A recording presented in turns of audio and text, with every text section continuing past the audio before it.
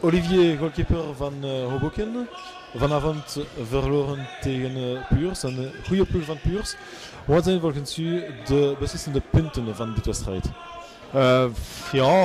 Eerste helft vind ik dat we goed staan te verdedigen. We komen er niet zoveel uit, maar we geven ook heel weinig weg. Tweede helft beginnen we helemaal anders te spelen blijkbaar en verdedigen we volgens mij heel slecht. Een paar weggeefgolen. In de eerste helft van mij persoonlijk dan een foutje. En de tweede helft geven we ook een paar individuele fouten die echt niet kunnen. Dat is volgens mij de oorzaak dat we vandaag hier een slechte zaak doen. Want ik denk wel dat Puurs te pakken was eigenlijk. Dus dat is mijn indruk erover vandaag. Dus. Individuele fouten, is er een beetje niet te veel dribbles in Hoboken vanavond? Ja, excuus, te veel. Iedereen zijn ding doen.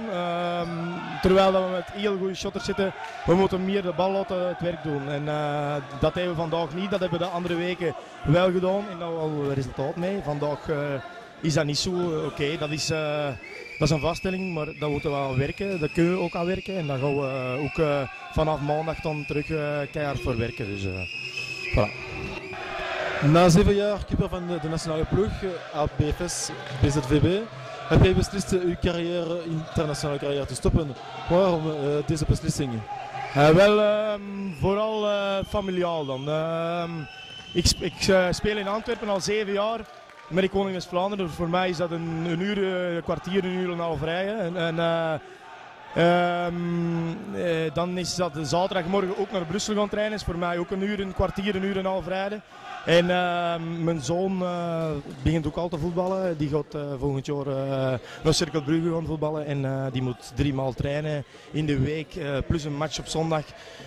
Ook met verplaatsingen naar over heel het land. En dat is mijn beslissing geweest voor te stoppen en te kiezen voor de carrière van mijn zoon meer te volgen. Dus dat is de grootste reden. Mispijt in het hart, maar ik heb 7 jaar, toch 7 mooie jaren gehad in de nationale ploeg.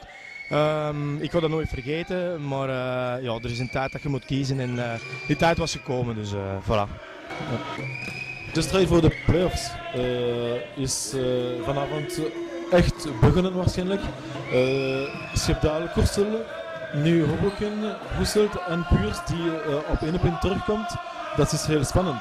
Ja, ik denk dat Temps ook nog een ploeg is dat je rekening moet houden. We gaan er alles aan doen. We staan nu nog derde, denk ik, dus ik denk dat we nog alles in eigen handen hebben. Maar we gaan moeten vechten tot de laatste speeldag voor in die play-offs te geraken. Als je ziet met de jonge groep dat we hebben, een heel nieuwe ploeg moeten inpassen, denk ik ook dat we toch mogen fier zijn dat we nog altijd derde staan. En we gaan er ook alles aan doen om dat te blijven. Het is niet omdat je vandaag verliest. Andere weken en dan terug weer beter. Dus we geloven steenvast allemaal dat we de play-offs kunnen halen met die jonge ploeg en we gaan er ook alles aan doen. Voilà. Dus goed. Oké, bedankt Olivier.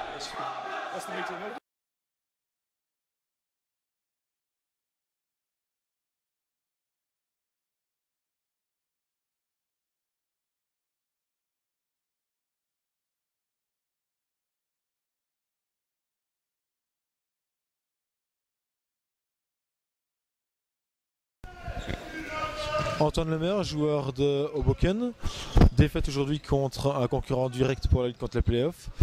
Quelle a été la clé du match? Je pense en deuxième mi-temps où on a tout le temps mené, en première mi-temps, en deuxième mi-temps. Malheureusement, je pense qu'on a cru trop vite que c'était acquis. 4-2, je crois qu'on s'est dit c'est bon, on fait le spectacle, on dribble. Malheureusement, on a fait des petites erreurs, tout le monde, moi y compris. Et malheureusement, voilà, ils sont revenus au score et puis ils ont mené.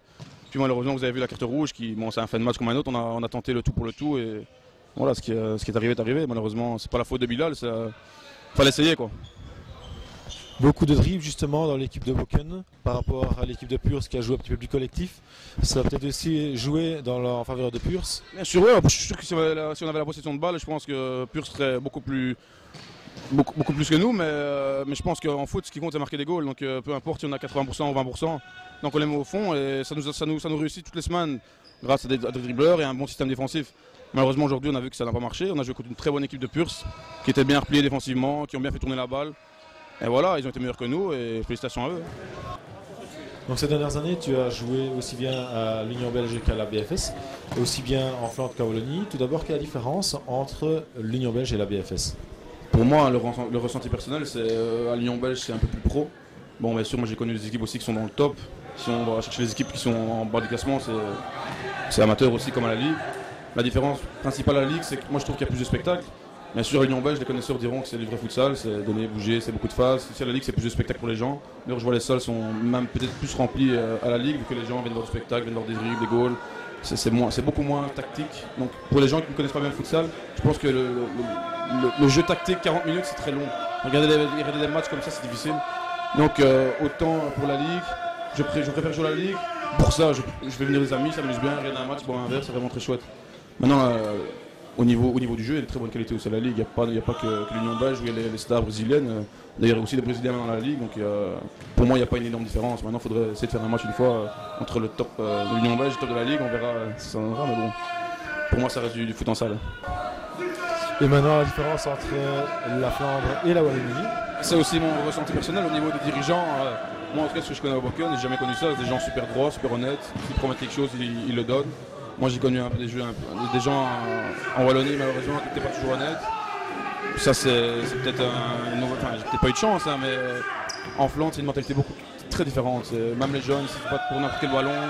C'est très différent. Je sais pas comment expliquer, mais il y a une grosse différence, surtout la mentalité.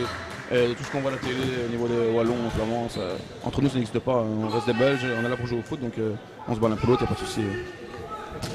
Bientôt dans une autre salle pour une victoire, j'espère. J'espère aussi.